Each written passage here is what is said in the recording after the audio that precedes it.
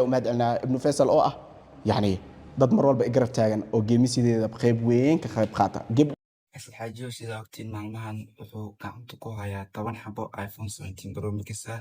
10kaas xabona wuxuu sheegay inuu ku bixin doono challenge, yacni tartan uu qabanaa qofkii ku guuleysto ayuu gacanta ka saaraa. Hal xab shalay luuli ayuu siiyey. 9ka kale ma aqaan sidoo ku bixi doono.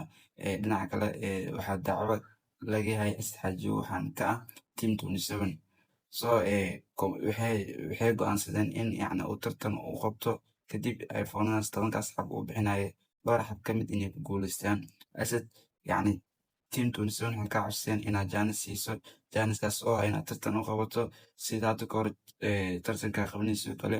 Qofka comment bixiyo wuxuu yacni ugu laag badnaado oo iPhone-kaas iyo sidaas oo kale ayay ka codsadeen inay Team 27 weliba khaasatan reer comment aad tartan u qabato. fadlan waxaa ka codsanaa horta muuqaalka inaad share gareyso, Asad Xaajiyo u share gareysaan si uu u gaaro muuqaalkan. Inkastoo asiga inta badan uusan akhrinin commentiyada. Commentiga koowaad wuxuu dhahay phone igad please Asad, yacni iPhone igad ama tartan yacni iyo jaaniskan ha ka faa'iideysto.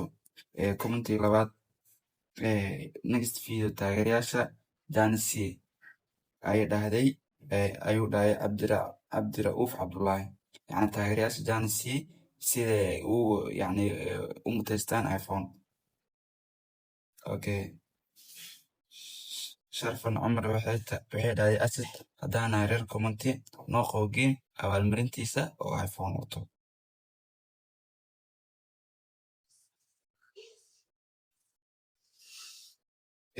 Adna ciidin sidoo kale waxay dhahday Asad taageerayaasha jaanis sii inta ugu raacsanahay, yacni dhammaan sidaa ujeedaan waxay yacni codsanayaan in tartan loo qabto kadib iPhone-daas uu bixinayo Asad gift ahaan uu bixinayo mid ka mid inay ku guuleystaan.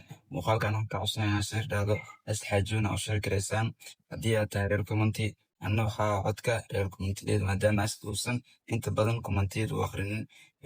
Dhinaca kale Asad adina waxaa yacni ka codsanaynaa inaa codsiga team commentiyada aad tixgelisay maadaama yacni jaaniskan oo soo maray maanta oo ah in 10kan xabo iPhone giftaan u bixinaysay.